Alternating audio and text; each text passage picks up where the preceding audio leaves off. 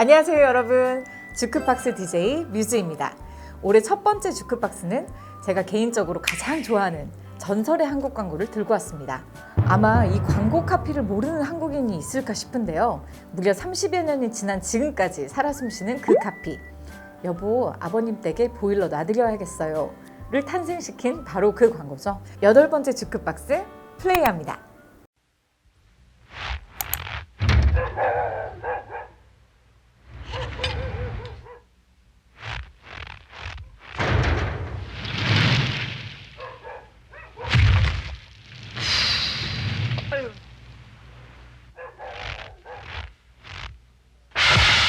벌써 다 걸었어? 근데 왜 나오? 여보, 아버님 댁에 보일러 놔드려야겠어요. 보일러 전문 회사 경동 보일러. 정말 이 광고는 봐도 너무 좋은 것 같아요. 이 광고는 경동보일러가 1991년도에 선보인 효심 시리즈 1탄인데요. 바로 연탄불을 가는 그 시골에 계신 할머니 할아버지를 주인공으로 한 광고입니다. 먼저 추운 겨울밤 소복히 쌓인 눈을 이렇게 사뿐사뿐 밟는 그 소리, 그 다음에 밤 되면 이웃집에서 막 개 짖는 소리가 계속 들리는데 그 소리가 정말 청각을 확 자극을 해요. 그리고 할머니가 연탄을 이렇게 가시면서 막 이렇게 손으로 냄새를 쫓으면서 후 하는 장면이 나오는데, 그건 또 매캐한 그 연탄가스 특유의 냄새가 있거든요. 그게 또 우리의 후각을 자극합니다. 그리고 또 할머니 옆에서 계속 그 시선을 강탈하는 아주 귀여운 존재가 등장을 하는데요. 일명 시골의 자부종이라고 하죠. 정말 너무너무 귀엽고 깜찍한 그 강아지가 할머니를 물끄러미 쳐다보는 그 장면조차도 그 어릴 적 향수를 깊이 자극합니다. 또 제가 이런 말을 하면 너무 옛날 사람인 것 같지만, 제가 그 연탄불을 떼던 집에서 살아봤잖아요. 근데 이 연탄불을 떼는 집의 특징이 있어요. 뭐냐면 꼭 새벽에 누군가가 일어나서 연탄을 한번 갈아줘야 온 가족이 그 겨울밤을 따뜻하게 보낼 수가 있거든요. 결국 가족 중에 한 명이 꼭 희생을 해야만 그 희생으로서 모든 가족들이 따뜻한 밤을 보낼 수 있었던 그런 시절이었죠. 이 광고가 나온 1990년대 초반은 이제 서울이나 대도시 같은 경우에는 뭔가 가스보일러나 기름보일러가 굉장히 활성화되기 시작한 때였지만, 그때까지만 해도 시골에서는 보일러가 그렇게까지 흔치 않던 시절이었어요. 1차원적으로 생각해보면 그 시골집에서 연탄불을 떼는 사람들이 빨리 보일러를 바꿔야 되니까 어떻게 보면 그분들을 타깃으로 하는 광고를 만들어야 되는데, 경동보일러는 조금 더 깊숙이 들어가서 그 실수요자가 아닌 실제로 보일러를 살 수 있는 구매 능력이 가진 사람들의 마음을 움직이기로 했습니다. 바로 연탄불을 떼는 시골집에 살고 계신 부모님을 둔 그 자녀들의 마음을 공략하기로 한 것이죠. 광고 카피를 보면은 여보 아버님 댁에 보일러 놔드려야겠어요, 이게 말하는 주체가 어떻게 보면 아들이 아니라 며느리로 화자를 설정을 했는데요. 거기에도 아주 작은 재미있는 일화가 있다고 합니다.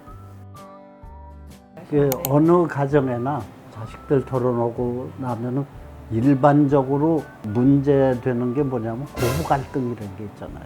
그러니까 이제 자식들한테 소구를 하더라도 만일 아들이 우리 집에 그 보일러 놔줘야겠어 라고 했을 때 주부들의 마음이 어떻겠는가. 오히려 더 확실한 방법은 아들한테 소구를 하는 게 아니라 며느리한테 소구를 해요. 그래서 그 카피가 우리 아버지한테 저 보일러 놔드려야겠어가 아니라 여보 아버님 댁에 보일러 놔드려야겠어요. 그러니까 말하자면 며느리 아주 좁혀서 얘기를 하면 시골 출신의 아들이 같이 살고 있는 며느리를 대상으로 해가지고 그 커뮤니케이션을 한 거죠. 그게 제가 보기에는 굉장히 성공을 했던 게 아닌가 싶어요. 며느리 입장에서 며느리의 얘기로 여보 아버님 댁에 보일러 놔드려야겠어요. 그 광고 이렇게 보고 있으면서 그 비슷한 상황에 있는 사람들이 보일러 부모님한테 안 놔드리면 마치 자기가 큰 불효를 저지르고 있는 것 같은 느낌을 주는, 그러니까 이게 마음을 치는 그런 그 광고가 아니었던가. 그리고 또 한 가지 재밌는 점은 광고 배경이 아주 추운 한겨울이지만 정작 광고 집행은 휴가철이 몰린 한여름이라던가 또 추석 상여금을 타기 직전 시즌에 방영을 했다고 합니다. 광고를 본 자녀들이 추운 겨울이 오기 전에 보일러를 구매해서 이제 부모님 댁에 나들일 수 있는 그런 전략적인 시기를 선택한 겁니다. 정말 광고 기획뿐만 아니라 전략도 아주 훌륭한 캠페인이라는 생각이 듭니다. 이렇게 한국적 정서를 정확히 꿰뚫어 본 경동보일러 광고는 시골에 부모님을 둔 자녀들의 마음을 정말로 흔들어 놓았고, 경동보일러는 몇 년치 재고까지 모두 다 판매하는 대기록을 달성합니다. 경동보일러는 1991년도 이 광고가 정말 크게 히트를 하면서 1995년도와 1996년도에도 효심 시리즈를 그대로 선보입니다. 콘셉트도 비슷하고요. 광고 카피도 그대로 가져갑니다. 경동보일러가 선보인 1995년 광고와 96년 광고는 대한민국 광고대상에서 우수상을 수상했습니다. 91년도에 선보인 그 연탄불과는 광고가 훨씬 좋았는데 왜 상을 타지 못했나 이렇게 궁금해하시는 분들이 계실 텐데, 아쉽게도 1991년도에는 대한민국 광고대상이 제정되기 전이었다고 합니다. 아마 그 당시에 그 수상을 했다면 당연히 대상을 타지 않았을까 하는 개인적 생각입니다. 당시 세종문화에서 경동보일러 광고를 담당하셨던 이강우 선생님을 뵙고 왔습니다. 그 광고의 경우는 수식된 연기력이 아니라 있는 그대로의 부모의 모습이 필요했었던 거거든요. 그러다 보니까 이게 전문 직업 모델들로부터는 아무리 연출자가 뛰어나고 배우가 뛰어나다 하더라도 그거는 찾아내기가 굉장히 어렵지 않는가, 어떤 그 본질 같은 거. 그래서 이게 좀 힘이 들고, 또 설사 연기가 거칠더라도 실제 부모들을 모셔다가 찍는 게 낫지 않겠는가 해가지고 이제 그런 결심을 하게 된 거죠. 그럼 세 편 다 실제 부부인가요? 실제 부부 전혀 아니에요. 따로? 서로 다 모르는, 상계동에서 노인 한 분 모시고 딴 노인정에서 한 분 모셔서, 저는 너무 자연스러워. 그러니까 이제 시간이 굉장히 많이 걸렸죠. 그래서 이 경동보일러 같은 경우는 표현도 표현이지만은 시장에 대한 분석이 아주 예리했고 정확했기 때문에, 그리고 소비 타겟을 정확하게 선정을 했기 때문에 성공을 거뒀던 광고가 아닌가, 그렇게 생각을 해요. 전 광고를 쭉 하면서 지종일관 그런 생각을 했습니다. 어떻게 하면 소비자 마음속에 남을 한마디 언어를 만드느냐 하는 거.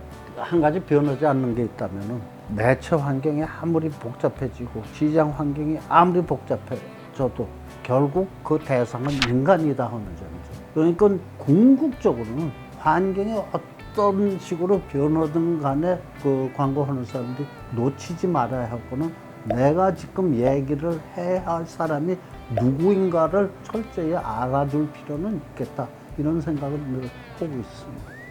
미디어에 게재되는 여러 가지 광고를 후배들한테 존경심을 가지고 보고 있다, 이런 정도로밖에 얘기를 할 수밖에. 이강우 선생님은 광고인 최초로 대통령 표창을 받은 국내 1세대 전문가로서 당시에 정말 내로라 하는 모든 광고를 제작했다고 해도 과언이 아닐 만큼 국내 크리에이티비티 산업에 지대한 영향을 미친 전설의 광고인입니다. 주크박스에 모시게 되어서 정말 영광이고요. 귀한 시간 내주셔서 감사합니다. 대한민국의 효심을 울린 경동보일러의 효심 시리즈 광고를 주크박스 명예의 전당에 추가했습니다. 추천하고 싶은 한국 레전드 광고가 있으신 분은 댓글 남겨주시고 저희 브랜드 브리프로 문의 주셔도 좋습니다. 저는 다음에도 주옥 같은 크리에이티비티로 찾아오겠습니다. 지금까지 주크박스 DJ 뮤즈였습니다. 다음 영상에서 만나요.